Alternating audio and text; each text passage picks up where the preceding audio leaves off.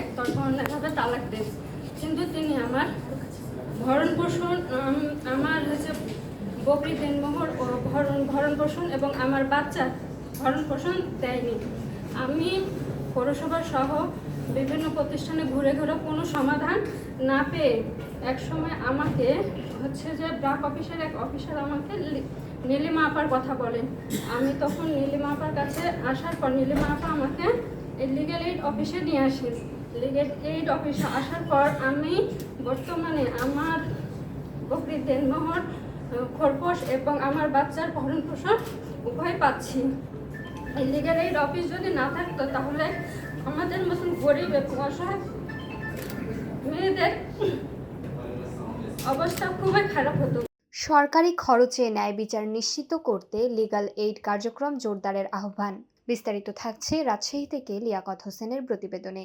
সরকারি খরচে দরিদ্র জনগোষ্ঠীর ন্যায় বিচার নিশ্চিত করতে লিগ্যাল এইড কার্যক্রম আরও জোরদারের আহ্বান জানানো হয়েছে। জাতীয় আইনগত সহায়তা দিবস উপলক্ষে মঙ্গলবার 28শে এপ্রিল রাজশাহীতে আয়োজিত আলোচনা সভায় বক্তারা এই আহ্বান জানান। দিবসটি উদযাপন উপলক্ষে রাজশাহী জেলা লিগ্যাল এইড কমিটি ও বিভিন্ন সরকারি বেসরকারি প্রতিষ্ঠানের উদ্যোগে দিনব্যাপী নানা কর্মসূচি পালিত হয়।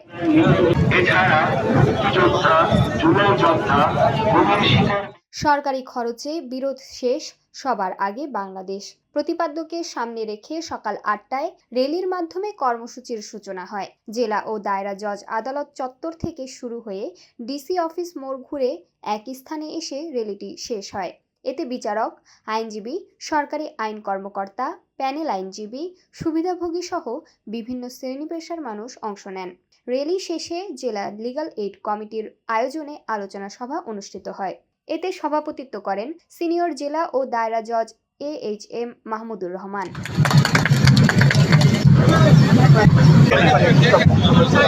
মাহমুদুর রহমান বলেন, ন্যায় বিচারের প্রতি মানুষের আস্থা ধরে রাখতে সংশ্লিষ্টদের দায়িত্বশীল ভূমিকা পালন করতে হবে। বিশেষ করে শিশু ও দুর্বল জনগোষ্ঠীর অধিকার রক্ষায় আইনগত সহায়তা কার্যক্রম আরও শক্তিশালী করা প্রয়োজন। সমাজের শান্তি শৃঙ্খলা বজায় রাখতে এই কার্যক্রম গুরুত্বপূর্ণ ভূমিকা রাখবে বলেও তিনি উল্লেখ করেন। এ সময় বক্তব্য রাখেন বিভাগীয় কমিশনার ডক্টর আ.ন.ম বজলুর রশিদ। জনগণের জন্য কাজ করা, আলটিমেটলি জনগণের জন্য যদি আমরা কাজ করতে পারি এবং আমাদের দায়িত্বগুলো যদি সঠিকভাবে পালন করতে পারি, তাহলে আমাদের রাষ্ট্রের সেবা করা হবে, দেশের সেবা করা হবে। তো এই কারণে রাষ্ট্রের অনেকগুলো অর্গান অনেক কাজ করে এবং মানুষের যে সমস্ত অসুবিধাগুলো আছে এইগুলো আমরা মনে হয় যে দূর করার জন্য একত্রে কাজ করতে পারি। আমাদের অনুরোধ থাকবে যে আমরা তো বিচার করি, আমাদের এখানে অনেকজন বিচারক আছেন, প্রত্যেক আদালতে অনেক মামলা। তো আমার অনুরোধ থাকবে এই মামলাগুলোকে যদি আমরা সেক্টরাল ওয়াইজ ভাগ করি এবং যদি আমরা বিশেষ উদ্যোগ গ্রহণ করি যে এই মামলাগুলোর মধ্যে সহজে নিষ্পত্তির যোগ্য কোনগুলো এবং আমরা কার কার সহায়তা নিয়ে নিষ্পত্তি করতে পারি। এছাড়াও আরও উপস্থিত ছিলেন রাজশাহী রেঞ্জের উপমহাপুলিশ পরিদর্শক মোহাম্মদ শাহজাহান এবং জেলা প্রশাসক কাজী শহীদুল ইসলাম। সভায় স্বাগত বক্তব্য দেন জেলা লিগ্যাল এইড অফিসার সিনিয়র সহকারী জজ মোহাম্মদ শরীফুল ইসলাম খান। তিনি রাজশাহী জেলার সরকারি আইনগত সহায়তা কার্যক্রমের অগ্রগতি তুলে ধরেন। তার দেওয়া তথ্য মতে 2025 সালে রাজশাহী জেলায় 701টি বিকল্প বিরোধ নিষ্পত্তি আবেদন গ্রহণ করা হয়, যার মধ্যে 621টি নিষ্পত্তি হয়েছে। এসব এডিআরের মাধ্যমে 1,11,86,116 টাকা আদায় করে বিচার প্রার্থীদের মধ্যে বিতরণ করা হয়েছে। একই সময় 1,919 জনকে আইনগত পরামর্শ দেওয়া হয়েছে। ওই বছর 1,035টি মামলা গ্রহণের বিপরীতে 354টি মামলা নিষ্পত্তি হয়েছে। চলতি বছরের 1 জানুয়ারি থেকে 26শে এপ্রিল পর্যন্ত 194টি এডিআর আবেদন গ্রহণ করা হয়েছে এবং 242টি নিষ্পত্তি হয়েছে। এ সময় 45,23,651 টাকা আদায় করে বিচার প্রার্থীদের প্রদান করা হয়েছে। পাশাপাশি 317 জনকে আইনগত পরামর্শ দেওয়া হয়েছে এবং 235টি মামলার বিপরীতে 129টি মামলা নিষ্পত্তি হয়েছে। সভাপতির বক্তব্যে সিনিয়র জেলা ও দায়রা জজ AHM মাহমুদুর রহমান বলেন, দরিদ্র মানুষের আইনি সহায়তা নিশ্চিত করতে সরকার প্রতিটি জেলায় লিগ্যাল এইড অফিস স্থাপন করেছে এবং প্রয়োজনীয় জনবল নিয়োগ দিয়েছে।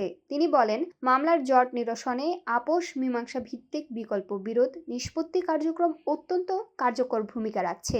এই কার্যক্রম আরও সম্প্রসারণে সবার সহযোগিতা প্রয়োজন। অনুষ্ঠানে 2026 সালের সেরা প্যানেল আইনজীবী হিসেবে অ্যাডভোকেট নীলিমা বিশ্বাস ও অ্যাডভোকেট আদিব ইমাম ডালিমকে ক্রেস্ট প্রদান করা হয়। শেষে সংশ্লিষ্ট সকলকে ধন্যবাদ জানিয়ে অনুষ্ঠানের সমাপ্তি ঘোষণা করা হয়।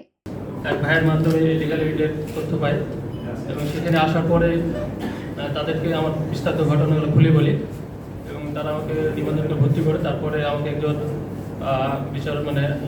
আইনি উকিল নিয়োগ করে এবং সে আমার মামলাটা পরিচালনা করে। আমি তার মাধ্যমে বিনা খরচে সরকারি সহায়তায় আইনি সেবা পাচ্ছি। আমি জেলা লিগ্যাল এইড সরকারের পাশাপাশি জেলা লিগ্যাল এইডকে আমার আইনি সহায়তার কারণে ধন্যবাদ। লিগ্যাল এইড সরকারি খরচে, এটা সরকারি খরচ যেটা দেওয়া হয় এই বর্তমান আর্থসামাজিক অবস্থার প্রেক্ষাপটে এটা খুবই নগণ্য।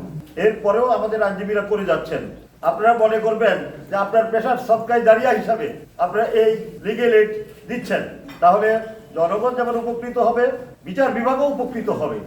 আমরা বিশ্বাস করি যে এটা যদি আমরা অধিক প্রচার করতে পারি এবং এই মামলাগুলো যদি আমরা খুব দ্রুততার সাথে শেষ করতে পারি, আমাদের বিজ্ঞ আইনজীবীবৃন্দ যদি এই বিষয়ে কোর্টকে সহায়তা করেন, তাহলে নিঃসন্দেহে আমরা একটা মাইল ফলো অর্জন করতে পারি। আজকে সকালে আমি এক ভদ্রলোকের সাথে আমার পরিচয় হয়েছে, 400 মামলা এখনো নাকি ওনার কাছে আছে।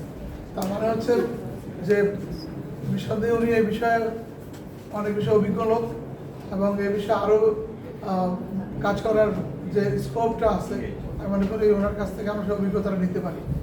আমি জানি যে একটা লোকের আইনি সহায়তা দেওয়ার ফলে সে যদি উপকারভোগী হয়, সেটা আমাদের সবার জন্য ভালো হবে। যদি কোথাও একজন মানুষ মরে যায়, ধরে নেওয়া হয় যে মানবতার মৃত্যু ঘটেছে, আর যদি কোথাও 1000 লোক মরে যায়, ধরে নেওয়া হয় যে একটা সংখ্যা মরেছে। এখন আমাদের দেশে প্রতিদিন যে হারে মানুষ মরে যাচ্ছে, যে হারে মানুষের মধ্যে অসহিষ্ণু একটা মনোভাব সৃষ্টি হচ্ছে, যেভাবে আমরা আইনি জটিলতার মধ্যে আছি, সর্বশেষ যদি আমরা দেখি আমাদের মামলা 40 লাখের উপরে, এটা আমাদের বিচারক বৃন্দকে যদি আমরা রাত দিন কাজ করে, কেউ যদি ঘুম না যায়, তাতেও 15-20 বছর লাগবে এটা শুধু শেষ করতে। তাহলে 15 বছরে যে আইনগুলো জমা হবে, এগুলি কে করবে? এই